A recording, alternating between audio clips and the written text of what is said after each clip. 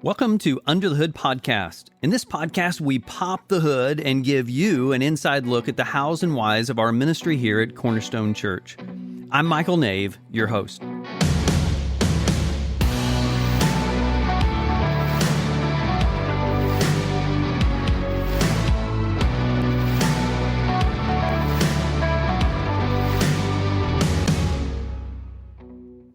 It is such a joy to have you join me for this episode because today we welcome into the studio our very own Jodi Donaldson. Jodi, it is great to have you with us today. It's good to be here. So for those who don't yet know you, give us a little synopsis. Like, who are you? Tell us about your crew. Give us just a quick little intro. Who is Jodi Donaldson?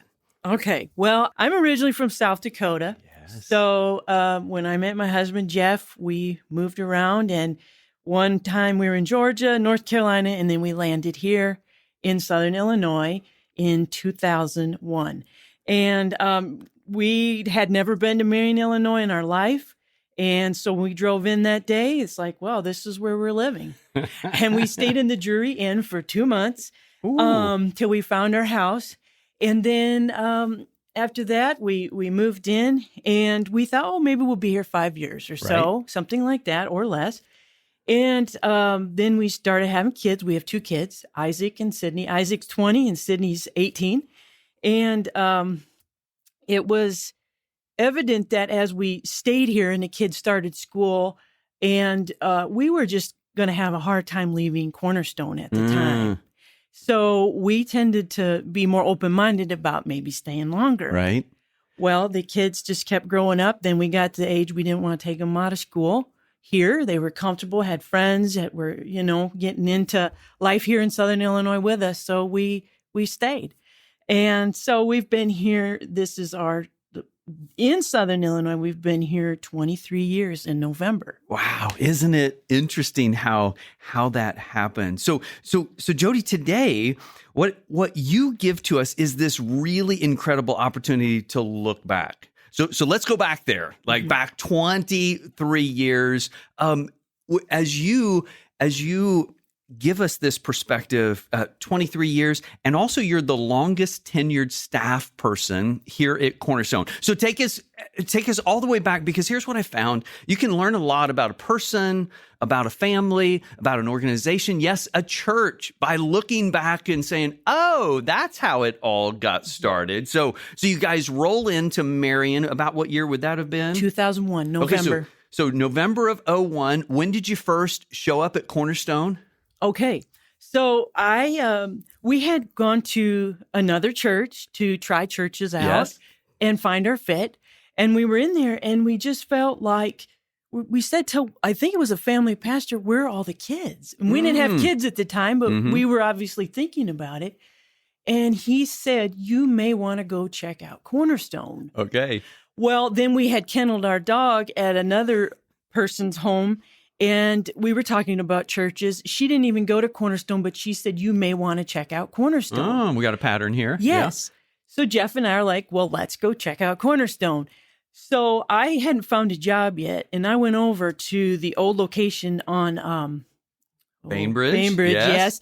And there was this gal, her name's Linda Whitehead.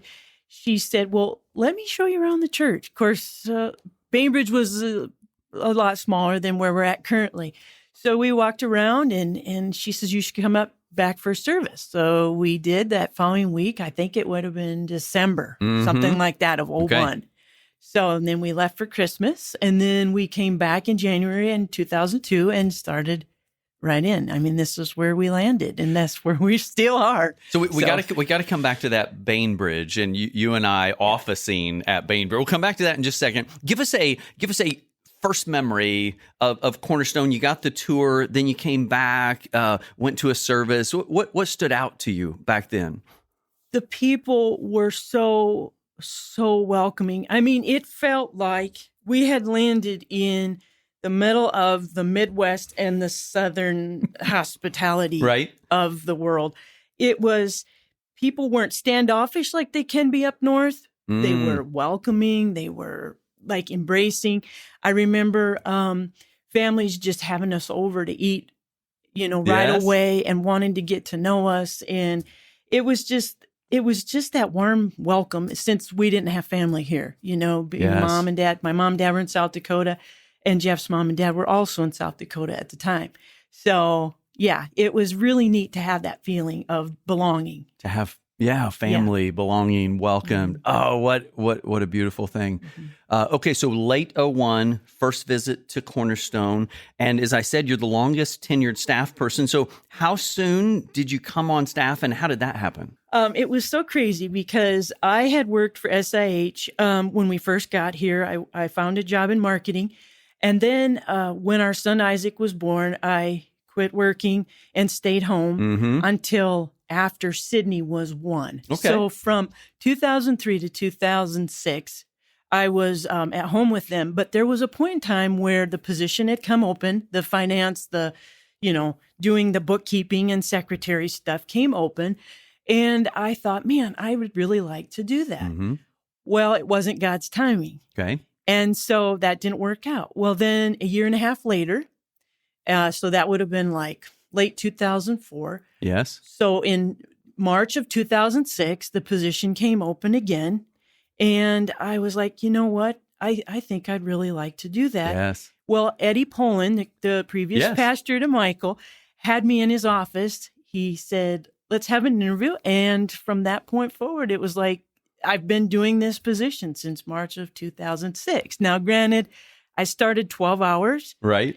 And it has progressively made it to 40 hours in, 18 years? Right. Almost 18 years. 18 years. But what was neat about that is it allowed me to still be with the kids. Yes. And be there for them after school. And it was just such a God thing that I got this position. I mean, I feel very blessed to be here for this long.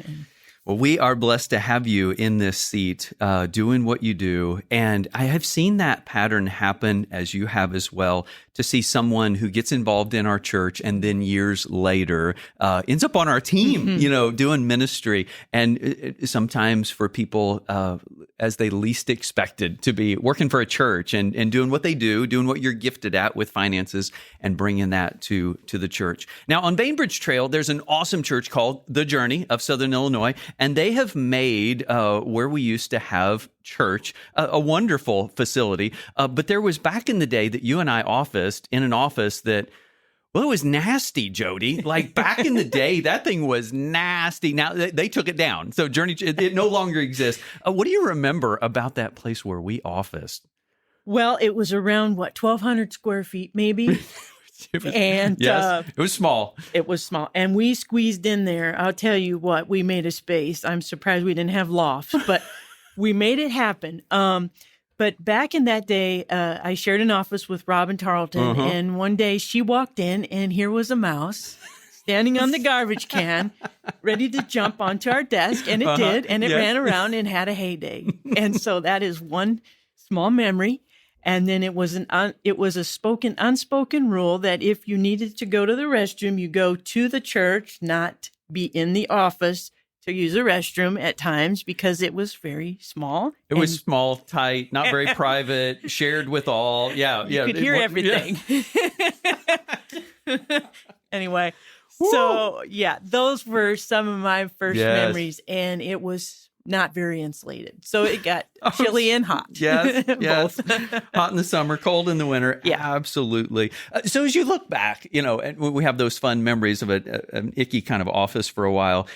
What have you noticed to be consistently true about our church since 01, since you've been on staff, since 06? What have you noticed to be true about our church consistently? I have found, Jeff and I have found that, first of all, the focus of our church has always been the gospel. And we have never wavered from that. It's always been all focused on the scriptures and not about prosperity or about any particular thing, and just being obedient. And that's what has kept us here for so many years, because you can go to another church and they're going to fail you just as if any other church could. Mm-hmm. We are broken people, and we don't do things right sometimes. But if the gospel is continuously spoken, there's no other reason to really leave, break away. That's right. Yeah. So that's just something that we have valued so much in our years here. So important. Yes, I completely agree. So you on staff since '06, around since '01. In 12, we made a really big move. We talked about the Bainbridge location. We bought this former Walmart building. As someone involved as staff, involved in finance, what do you remember about the Walmart acquisition and the move over here? What stands out to you in that story? Because there's many of us here at Cornerstone, we weren't here for that. What stands out to you in that part? Well, what some really great and some a little tough. Back then, there was those who believed this was our next step, and there was those who believed that wasn't our next step. And many of those who believed that wasn't our next step were many of people we considered friends and still consider friends. Yeah. But it was like a parting of the waters, even though we still believed in the same God. Yes. It was just that it was a little bit difficult. But at the same time, Jeff and I, saw the potential of what could be in the future as we talked about it in just ministry and just that excitement of what could be. Yeah. And it's like, it's crazy to think since 2012, so 11 years, how far, to say 11 years just boggles my mind. Yes. But to see the change that has come since then with, I don't know, it's really neat. The staff that have come, the way the building has been transformed, the ability to serve our community by having meeting rooms and just, we could have done that at Bainbridge, So those are the exciting things. The number of days that our building is being used as service to our community and what it's allowed us to grow into is pretty remarkable. It's really, really special. And it was hard. Like that was a really difficult year or so. And I appreciate you being vulnerable about that as well. So specifically with your job in finances, in the finances of a church. What's that like? Give us an insight into a day in the life, or what is it you love about your job, or just kind of give us a peek into your role, your ministry here in our church of money coming in, money being invested in the kingdom. Like, give us a peek into your role here. Well, one of the things that first comes to mind is the fact it's kind of an overwhelming responsibility if you think about it, because we want to steward the gifts and the donations and the tithes and the things that come in well. And so as my responsibility in those givings coming to us, it's thinking that more as people versus a dollar. These people trust us. Ooh. And so I want to report that in a very precise, very accurate way. So there is a lot of reconciling that goes on in the whole month, really, because each weekend we have to reconcile those gifts that come in. Right. We have to then reconcile them through the bank at the end of the month. So those kinds of things are it's an immense responsibility at times, but it's just something I love to do and wouldn't want to do in the corporate world. Right. And then the thing I really love to do, and this is crazy, is Excel. I love Excel spreadsheets or Google Sheets. You might have a problem if. Yeah. No, that stuff's fun. Yes. Just the amazing things you can do with it and the formulas and that kind of thing. So I do really enjoy those things. And I love being able to write those checks to community partners every month that we are able to partner with and assist, and then hear back from them sometimes by you all, providing these gifts, we are able to do this in our region. So those kinds of things are so fun. I love it. What you just shared is so special. You said, hey, it's the people. It's more about the people than the money. And you see that these people who have given that money have trusted us, which gives you great passion for that reconciliation process and the technology that we use. And then you get to represent us and you get to put your signature on the line of giving these checks out in our community, say, we love you and we are endorsing what you're doing. Thank you for letting us be a part of that. So for someone who has seen like behind the scenes of people who have entrusted our church, what word of encouragement or what have you learned? What have you seen as the person who sees it all kind of thing? What would you say to the person who's giving or thinking about giving or struggling to give? What have you noticed after all these years? Well, I think it's hard for people when they come to a church to, first of all, have that trust in where these funds going. Right. And so just to encourage people that we have accountability things in place too, where it's just very clean as far as that all goes. You know, it's going where we have our elders who oversee. Yes. We have Michael who is with those elders, and then those who, like myself, work alongside of those guys. But to just be encouraged to start out small too. You know, I love seeing when people will begin giving, they're in their giving journey. And then they either increase in frequency or amount. Yeah. Because they're just feeling by the Holy Spirit, I need to do this. I mean, this is part of what we are called to do. And it's an act of worship.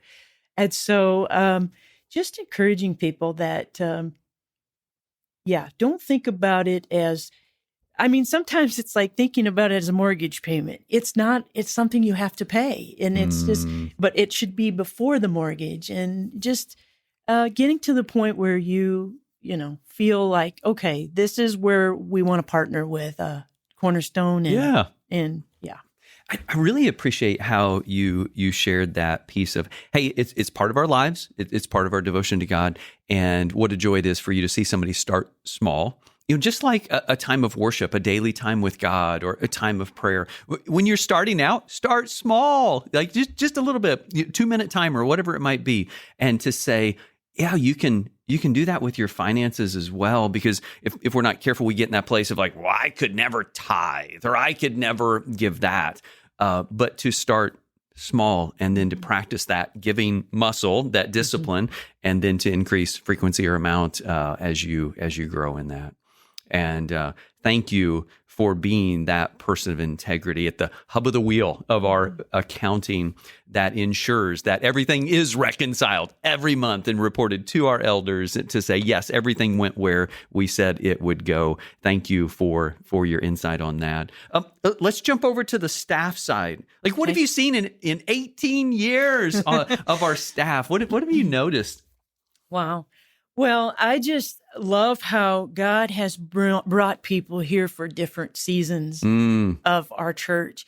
It's amazing how he does that. And sometimes those are difficult things too, because it doesn't work out, and we have to either say goodbye or they choose to go a different direction. But our staff has grown to be, it seems like around 25, whereas we started out with 7 or something like that. And that's just those on site. We have people who are also doing things stipend-wise, which are in production and things like that, which I think it's just amazing, I guess, how God puts it in the heart of the person to do the position that they are called to do. Yes. And how they thrive in it. And I feel like that's more where we have headed in the last few years, is that we are honing in on people's gifts. Ooh, yes. And seeing them really thrive and flourish in that. I love Tuesdays during our staff time together. It's such a blessing to hear everybody's laughter, teasing each other. We always get along. I mean, and if we don't, we share it with each other and work through it together.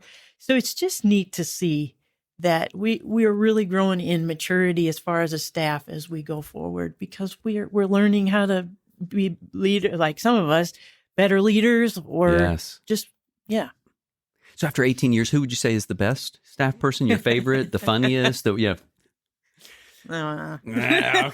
She declines. Dadgummit. Okay, as we kind of wrap up, in any final fun stories that you would like to share that really stands out to you? I remember us doing a little video thing. I don't even remember what it was for, but it was us in one of the student pastor's Jeeps. John Rashop's Jeep. Yes, I'm remembering this. And I don't even remember who was recording. Right. I don't even remember what that looked like, but our hair was flying all around and we were doing this thing. And it's like, oh, wow. But that was one fun thing. We've had a few staff Christmas parties that are fun. Yes. It'd take us too long to really go into all of that. But we've had some really fun staff parties. Yeah, so I just feel blessed that in every season there has been this, togetherness, this continuity that has really developed over time. And so there's not really any special season or special thing because it's been different all along. Right. And it's just neat how people are always there for you in your tough seasons, personally tough seasons. And I'm very thankful for that because that's what family is. We're here for each other. It is. So, yeah. Jodi, you make being family a lot of fun. Your wit, your humor, you are such a joy to have on our team. Thank you for 18 years. Here's to 18 more coming up. Who knows what God has in store for us? You are a joy. Thanks for being on the team. Thanks for making us better. And thanks for allowing us to be a church that stewards those resources and continues to help people get in the place where God has gifted them as we serve the kingdom together. Thanks, Jodi. Thank you.